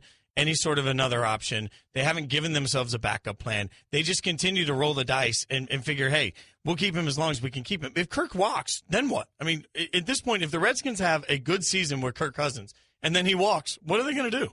Well, this is sort of found money for Kirk Cousins, right? Because none of this was ever supposed to happen. Robert Griffin III was supposed to be their quarterback. It was all supposed to play out the way the trajectory for this usually does. But when you had that roller coaster of events with him, when you have Kirk Cousins' sudden ascension here, and when you have a guy that wasn't willing to be lowballed in a place where, listen, in the NFL, a lot of guys take these long contracts because, as we know, the guarantees aren't what they are in other sports. You hear it all the time that the contracts are essentially written on toilet paper, and any semblance of security, especially for a guy that was picked where Cousins was in the draft, is usually welcome. But you've got a guy now that's willing to buck that trend and say, nah, I'm going to keep doubling down on me and try and put you in the most uncomfortable position possible. And when he backs it up enough with the numbers he's got, you get what you've got now. It's going to be interesting to see because somebody's going to overpay for a, top 15 quarterback in that range? Top half of the league. They're going to overpay for a top half of the league quarterback. And because the Redskins choose not to overpay for a top half of the league quarterback, they're going to be ridiculed. Yet, what the Lions just did was paid for a top half of the league quarterback, and they're getting ridiculed. Like, you can't win in the situation of contract negotiations with the quarterback in the court, as we've talked about today so much, the court of public appeal, right, or opinion. You can't win in that court because everybody's made up their mind of what they think a quarterback should be paid, and the fact is those values have reset. And the world is not resetting with it quickly enough. But to your point, like, we talk about how quickly these contracts even now are going to be dated. Kirk Cousins, they could have had him for about $22 million a year, which is bargain bin stuff at this point, a contract that he would still be under. And so you know that, and that's why you sew these guys up before you approach a lot of these bigger milestones, and you just understand. Aaron Rodgers, that's why so many people gripe about his contract now. That's why we've heard little rumblings from him along the way that he's looking forward to that next payday, because you very quickly as a quarterback become underpaid at your position relative to the marketplace. Well, and that's an interesting situation to be in because then you're rolling the dice as an organization, but you'd rather roll the dice as an organization on somebody too early and throw away money than turn around and not roll the dice too early on somebody and be stuck at the quarterback position. And that's essentially the exact spot that the Redskins have put themselves in. And I think it's sort of a game changer. We've talked so much, and you and I have talked to before, about guaranteed contracts in the NFL and how it's going to take somebody that stands up and says, I'm not going to sign for anything other than 100% guaranteed money to change sort of the spectrum. Some think that Kirk Cousins could be that guy. Ultimately, though, in a copycat league where you've got teams looking at how business is done, teams around the league have to be looking at the Kirk Cousins situation and saying, okay, well, the players have now seen that they can't hold all the cards, which means we have to be aggressive in making sure we lock guys up because we don't want to be stuck in that exact situation where a player feels as empowered as Kirk has, and suddenly the team is they're stuck. Yeah, because usually the quarterback is asked to be the face of the franchise in a lot of senses, and one of those is, like we always laud Tom Brady for, taking less so that they can build a better team around you, or not at least hamstringing your team in a way that a lot of people are going to accuse Matthew Stafford of right now. You're asked to sort of be a bit altruistic in your approach if you're not one of those premier top-flight guys, and that's just not realistic for anyone involved, especially when the teams are willing to do it and understand, or at least have the belief at this point that's the defining characteristic of the league, that the quarterback is the most important thing that you can have. Well, it absolutely is going to play forward over the next year, not just with Kirk Cousins. He's going to set a new bar. But again, like we mentioned earlier, Matt Ryan, Aaron Rodgers, Drew Brees, these are all guys that are going to hit the open market, and they're going to hit the market, or they're going to have the opportunity to hit the market. They're going to have their contracts reworked. They're going to sign for huge money. The spectrum is only going to continue to change. Kirk Cousins is setting the new floor. You talk about identity. When you talk about identity of a team, Art Briles still has an identity that is linked forever to Baylor, rightfully so. And it looked yesterday for a few hours like he was about to take a new job. It all fell apart. We'll tell you what happened, and I'll tell you why I think it's amazing. We'll do that next. The Right Time, Bomani Jones. He's Mike Golick Jr. I'm Jason Fitz. Handcrafted. It's all the rage. From flour-pressed soap to homemade hot sauce to artisanal pickles. I don't even know what an artisanal pickle is, but it sounds good. Well, Firestone Complete Auto Care is glad it's catching on because they've been handcrafting repairs since 1926. And their 4,000 ASE certified technicians work hard every day to help keep cars running like new. Before people were making organic greeting cards and rock jewelry in their basements, Firestone Complete Auto Care has been hard at work in the garage, tightening, torquing, wrenching, and they back that work with their fixed right promise, guaranteeing your car is fixed right, your repair is priced right, and the work is completed right on time. Keep your car running newer, longer. When the road gets rough, you need a set of tires that can get tough. Right now at Firestone Complete Auto Care, get $70 by mail on a Bridgestone Visa prepaid card when you buy a set of 4 eligible Bridgestone tires. Whatever you drive a Firestone. Offer valid August 10th through October 8th. In-store only. Claim form required. Excludes Blizzak. Restrictions apply. See claim form for eligible tires and details. Prepaid card issued by the Bancorp Bank, member FDIC. The Right Time with Bomani Jones. I'm with Bomani Jones. He's Mike Golick Jr. I'm Jason Fitz. The phone number, 888-SAY-ESPN. That's 888-729-3776. I got a real dilemma here, Fitzy. Oh, ooh, okay. Got a real dilemma. Okay. I'm going to do my best to be present with you guys here, but my fantasy football draft just started for one of my bigger leagues. It's one with a lot of folks on campus here, a lot of prominent ESPN names featured in this group, and so I feel compelled to put my best foot forward there, but I obviously also recognize that this is technically my job to be on this show right now, so if you hear a little awkward silence, just, lamp for me a little bit, help the dude out. I got a pick coming up in like 4 or 5 picks, so we got time. Can you reveal the biggest name that's in that fantasy football league with you? Are you allowed to reveal that to us? I don't know. You may have heard of him, renowned SportsCenter anchor Randy Scott. Okay, so I'm wondering why Mike Golick Jr. doesn't just send a group text out and say, guys, I'm on the radio, so that time is changing. And you don't even put it up for a question. You just announce that time is changing, and you give them the new time. You're Mike Golick Jr. Yeah, I don't think you tell Matt Berry and Kerry Chow that. Yes, you do. You say, I'm Gojo. Oh, and actually, that's how you say, Gojo says times change. Times are a-changing. And then you just send out the new time. You're Mike Golick Jr. Yeah, that doesn't carry a lot of weight in this group or any group right now, Fitz, so you're going to have to figure out a different strategy if you're going to try and actually help me right here, but if not, you can also just send me draft suggestions at this point. We got AB. We're the 3rd overall pick in the draft. It's really nice because everyone loves hearing about someone else's fantasy team. Everyone, that is only when it comes from you because you're Mike Golick Jr. ESPN Radio, presented by Progressive Insurance, creators of the Name Your Price tool. Choose from a range of coverage options and pick the price that works for you. If you're just tuning into the riveting radio, this is the Right Time with Bomani Jones. He's Mike Golick Jr. I'm Jason Fitz. All of our guests have appeared on the Shell Pennzoil Performance Line tonight, and we will get into a bit of a heavy conversation here, but we want to make sure we touch on something that I think the world sort of got right. Yesterday, a report surfaced that Art Briles was taking a job as a coach with the Hamilton Tiger Cats, an assistant coach. Hamilton Tiger Cats, for those of you that don't know, our Canadian football team. And so Art Briles looked like was headed north of the border. And Art Briles, obviously, the head coach overseeing Baylor during the sexual assault chapter of that university.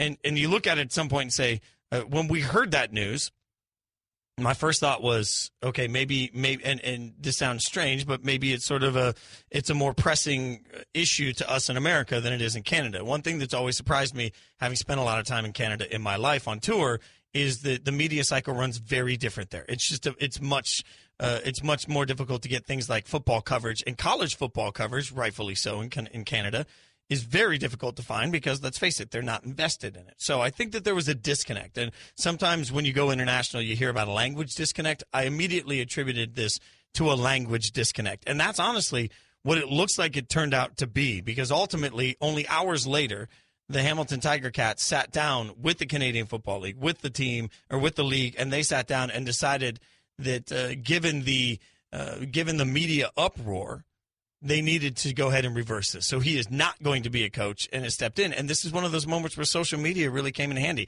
That was a big part of what made Canada aware of the way America felt about this hire. I thought that was a really strong moment. Yeah, so he was going to get signed as an offensive assistant on this, and I heard a discussion this morning. Will Kane was filling in on the Russillo show and talked about, is this the road we want to go down where this sort of outrage can prevent someone from ever working in their field again? Or do the idea of second chances go out the window? And I think this situation becomes a little bit different because this isn't just one person's action. This isn't an instant where one person committed a crime or did something, and we're talking about the potential for that person to turn their life around and try and impact the world and the community in a positive way, and do so gainfully employed in the field that they chose to work in.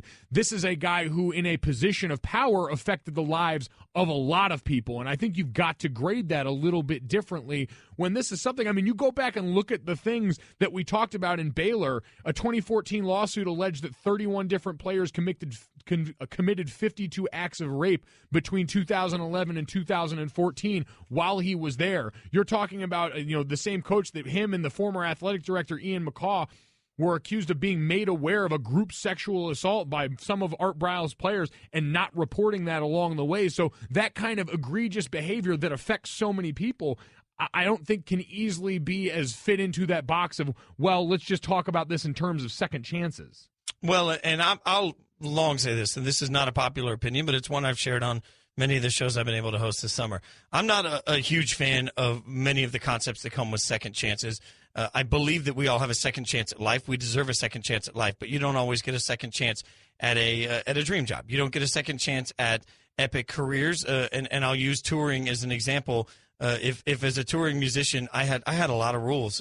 Many touring musicians have a lot of rules. You can't act certain ways despite what people think, and so you can go out, and if you break the rules, at some point you'll be fired. But above and beyond that, if you want to be a financial advisor and you've been convicted of a felony, you have to fill that out. You can't do that. There are different rules for every job, and as someone that, as I've been open about, my brother spent a substantial amount of time in prison. I understand what second chances are geared towards. And do you deserve a second chance at life? Sure. Do you deserve a second chance at your dream job? Not always. And I think that that's part of what this comes back to. Art Briles certainly can go out and make a life for himself. He can get a job if he needs to. He can work if he wants to. He can do those things. Does he necessarily get the opportunity to coach again? That's no. And I have no problem with coming in as a hardline and saying Art Briles, and frankly, to me, everybody that was involved in his staff shouldn't get a second opportunity. I also am one of the people that stand up and say I would have no problem shutting down all sports at Baylor University. I have no problem with that. This is one of those things, too, that it comes up with, and we had a different version of the same conversation with everyone that wanted to bring this up with Colin Kaepernick. Well, if he was a better player, he'd be signed, or this, that, and the other. Now, the thing I will differentiate right from the start is you have one of these things that is a very objective evil and one of them that is not. One of them that you cannot qualify as anything objectively bad in what Colin Kaepernick has done. But one thing we always talk about is the influence and I always say the subjective morality of things based on what you can offer someone. And especially in this case with the Hamilton Tiger Cats is with this still fresh, what Art Briles offers you as an offensive assistant on a team that is in this situation because they started off their season horrifically and made a coaching change and all these things is what he's worth in that regard. Worth on the other end everything that you catch with him. You want to bring up off-the-field issues. This is really an off-the-field issue, not what we've been masquerading as one for a while now on this side of the border. Well, and again, for as long as we sit back and we talk about the evils of social media, because social media can be treacherous waters for people to navigate in general. This is one of those moments where it always surprised me if we were up in Canada on tour and I'd try and get some sort of update on college football. You can't find it. It doesn't get covered. You don't even get highlights for most games. It's difficult to really get a sense of it. This felt like one of those moments where the guys north of the border just weren't aware of the impact this had. And it was, in fact, social media and the clamor of the people that made everyone aware. In that process, it did something fantastic in the sense that it made them aware so that they could make an educated decision on what they were willing to sacrifice to bring him on staff. They made that decision, and in my mind, they made the right one. Speaking of decisions, Mike Golic Jr. is making decisions right now on his fantasy draft. We'll get an update because I know everybody wants to know exactly who Mike Golic Jr. has taken. We'll do that next up on The Right Time with Bomani Jones. It's Mike Golic Jr. I'm Jason Fitz. The Right Time with Bomani Jones. ESPN Radio is presented by Progressive Insurance. It's The Right Time with Bomani Jones. He's Mike Golic Jr. I'm Jason Fitz. I've had the privilege of being a friend of Mike Golic Jr. for a year. I've stood next to him on TV when I had no idea what I was doing. And Mike's always been there for me. Every time I've sort of been a little overwhelmed, Mike's been there for me. And we've done some radio together. Mike's always been there for me. We did Mike and Mike together. And even though he demoralized me in a donut eating contest, he was still there for me. So I want to be there for you right now, my friend. I do, but I just saw you crack under pressure. I've been on TV, I've been on radio, all these things with you. And congrats on your career resume. We got bigger problems going on here right now. I'm this is about you, buddy. I'm watching you melt down in your fantasy draft. I don't know what's happened, but you are at a 9 at this point. The level of fear you have, I'm worried about you, my friend. We're getting to some of those middle rounds right now where you start to make or break your team, and I started off hot in this draft. Got Antonio Brown, 3rd overall pick. Got myself Amari Cooper on the back end of that. Followed it up with a bright young rookie, Christian McCaffrey. You may have heard of him. Going to go out there and do big things for the Panthers and for my team this year. And then I got to a point now where I'm like, all right, do I need another high-level running back? And I take Mark Ingram, and I'm not sure how to feel about it. I don't think Adrian Peterson's a fit there, but it's going to be a split backfield regardless. They drafted Alvin Kamara. There's a lot of things to take consideration here. You just crumbled. You crumbled. You have played for a national championship. You don't crumble on fantasy football drafts. Yeah, how'd that go? Well, that. I wasn't gonna. I was trying to make it a positive. Not right? very well. I was flipping a pot. It was a pot. You are. Your overwhelming positivity is not helping me in the real world right now. All right, we got another pick coming up. We're almost on the clock here. Okay, so walk us through. For your first pick, you went who? Easy pick. I was 3rd overall in the draft, Antonio Brown. Okay, and your second pick, you went Amari Cooper. So you went with the number 2 Raiders. I gave you a Raider on there, and then, but I mean, yeah, a guy who in the last few seasons hasn't even led his team in targets and touchdowns. Right, you went with the number 2 wide receiver in Oakland as your second pick, not the number 1. He's going to have receiver. A big year. Oh, we just got Larry Fitzgerald. That easy. Sitting there. People just passing it up. Idiots. The way you just flipped, you just went from total length. I mean, Shannon, back me up on this. Like, we're watching a little kid at this point that is spun up, right? Oh, yeah, he was questioning everything. He was like, what do I do? What do I do? Because I'm Denny Woodhead, and I don't know if I can trust him. And he's coming. Got a hamstring right now. And the hamstring, and you got Adrian Peterson, and you got Mark Ingram in the same backfield. Where do I go? God. It was really impressive to watch. Like, the wheels, you can literally see the wheels turning in Mike's head. It was really, really impressive. Sat there for 28 hours on a fantasy marathon. I picked up a few things, and now they're all conflicting with each other because the problem with taking advice from all the people on that marathon is, spoiler alert, they disagree on some things. Well, how many of those fellow marathoners are currently in your fantasy draft?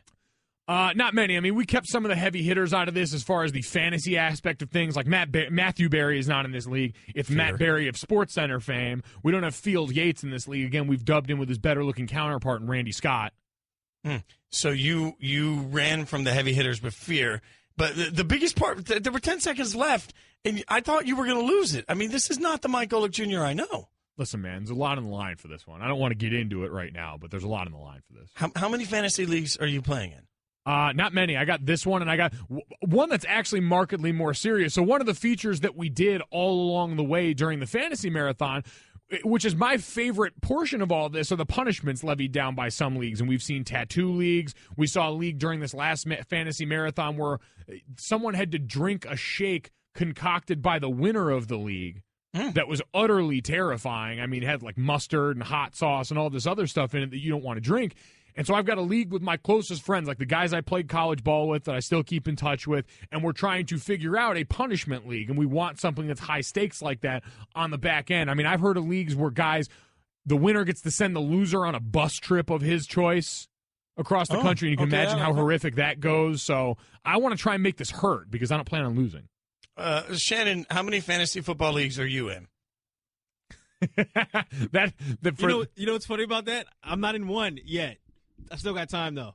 You and me both, buddy. You and me both. And this is why. Like, I'm looking at your level of anxiety, and I'm thinking, man, you're going to have a heart attack, Golick. Listen, spent a long portion of my life dealing with that pinprick of adrenaline in situations where you've got high stakes and things demanded of you. And right now, the only other place I can really chase and find that is a blackjack table, and I figured this one is markedly less detrimental to my bank account. No, that is a fair point. I mean, I won't fault you on that. As I just learned in Vegas, like my wife Sunny could play blackjack all day, and that scares me a little bit. So I wish, like, maybe I'll get her into fantasy football. She can replace the blackjack rush with fantasy. There's no replacing the rush of splitting 4 8s and then getting to double 3 of them. Oh. All against a dealer 10. Like, that's the stuff dreams are made of. That's where you win and lose the night, and where you win and lose fantasy is where I'm at right now in this draft. So again, I don't have any semblance of money on the table right now that would kill me like that one, but it feels the same. Well, I took the little card with me, and you can put that on the blackjack table, and it tells you what to do. So somebody had to coach me. I'm a Vegas kid, and I had to be coached through it. You guys can get out to Golick's Twitter, out at mgolick Jr. 57. Coach him up on what to do here. I'm worried about his health. I'm worried about his safety. Mike, I need you tomorrow. We're going to be back tomorrow, by the way. And so I expect a full update. We would like, a full update on how it all went. Jalen and Jacoby, they're going to be up next. They'll get you an update on everything going on with Ezekiel Elliott. That's coming up on ESPN Radio and the ESPN app. Thanks for listening to the Right Time Podcast. Please come back tomorrow for more. And don't forget to listen to The Right Time with Bomani Jones from 4 p.m. to 7 Eastern on ESPN Radio and the ESPN app. Okay, keep your eyes closed. Okay. I want to show you my first ever painting. All right. Okay.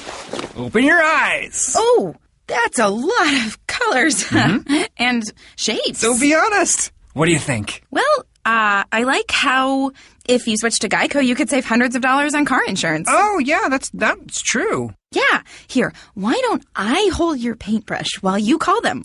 Geico, because saving 15% or more on car insurance is always a great